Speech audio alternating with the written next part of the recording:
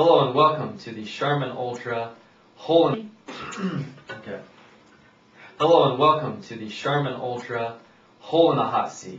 I'm Ryan Ashelman, and today we have Brandon Price, owner, co-owner, GM, head coach, assistant head coach, offensive coordinator, defense coordinator, QB coach, running back coach, wide receiver coach, kicking coach, tight end coach, scouter agent, team trainer, team psychologist, and finally, cheer coach of the Texas Tumbleweeds.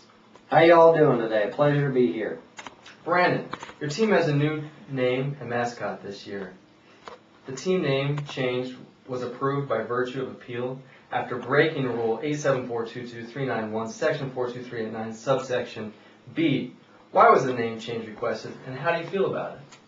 Well, you know, the reason the name, well, first of all, let me start by saying this.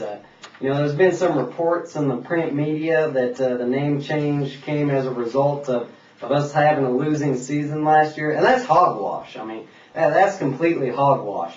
I mean, the reason we really wanted the name change was so that all residents of the state of Texas had some affiliation to the team and had someone to cheer for. And, it's working out great. We have a huge backing this year, and we're ready to go. We're revving up. Okay. What is your strategy this season to make your team a true playoff contender? Well, last year, as you mentioned, we had a little bit of a down year. And, last year what we did was we during the draft, we spent half of our salary on LaDainian Tomlinson. And this year we're going to take a little bit more of a conservative approach.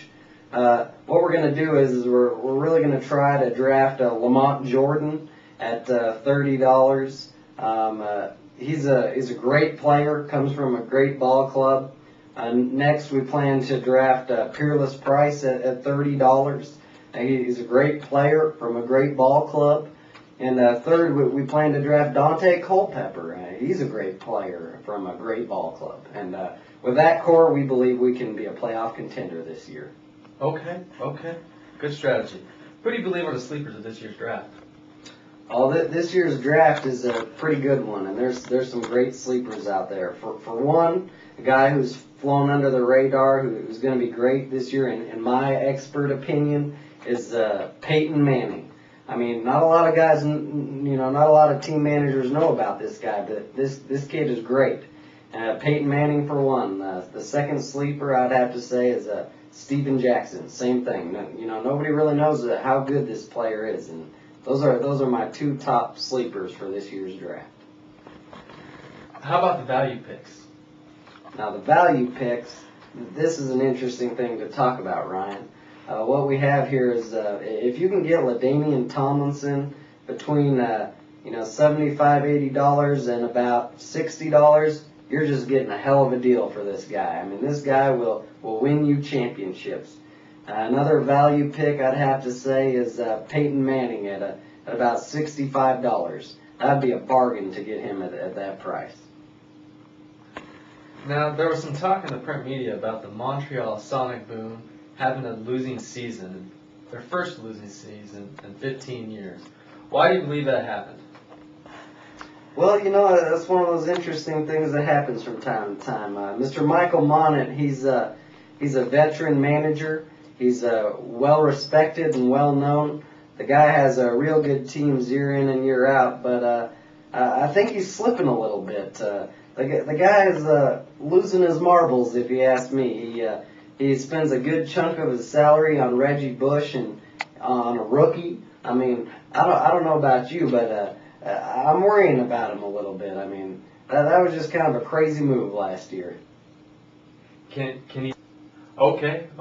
So can the Montreal Sonic Boom turn it around?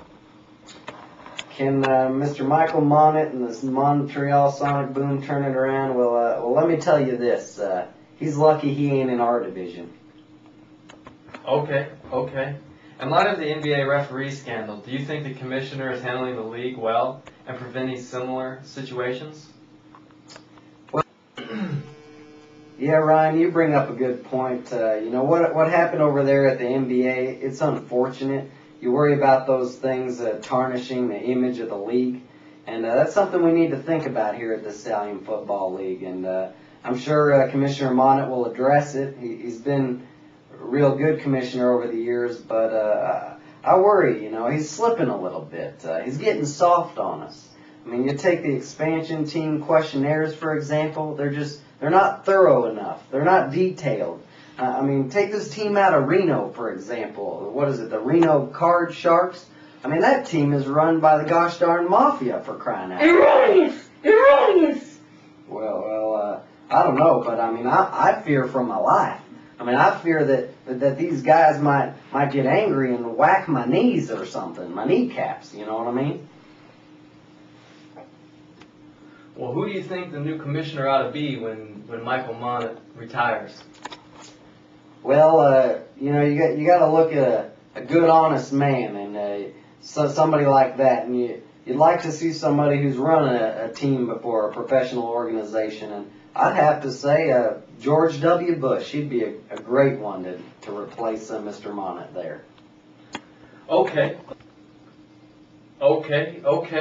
Last year, the Golden Snitches had a unique drafting strategy. They only drafted players with the last name Johnson. How do you anticipate the style of their draft this year? Well, the Golden Snitches, they always have real unique strategies, and it works pretty well for them. The word on the street is this year they're going to only draft players with their number ending in 3. So I imagine every player they draft, they'll have the number 3 on their jersey this year. Okay. Brandon Price, you are off the Charmin Ultra Hole in the Hot Seat. Thank you very much, sir. Thank you, sir. We're looking forward to a great season. We're fixing to gear up here with training camp, and we look forward to it. Well, good luck to you. Thank you.